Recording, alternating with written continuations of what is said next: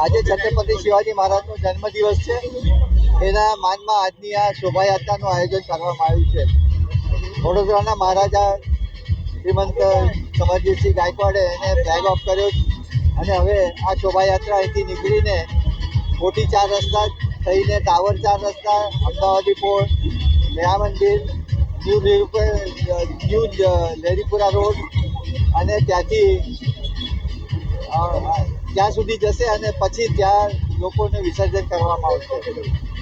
આજે છત્રપતિ શિવાજી મહારાજને આપણે એટલે યાદ કરીએ છીએ કે એમનું જે ગોરીલા યુદ્ધ હતું કે ઓછા સૈનિક લઈને પણ આટલી મોટી મુસ્લિમ સેનાની સામે એમને યુદ્ધ કર્યું અને જીત બી હાંસલ કરી.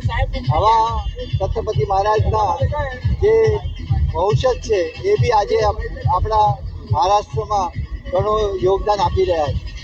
તો આવા જ પ્રસંગે હું આપણા વડોદરા શહેરના નાગરિકો જાગૃત થાય અને એમને આની છત્રપતિ શિવાજી મહારાજની જે સૂર્ય ગાથા છે એ યાદ કરવાનો આજનો પ્રસંગ છે.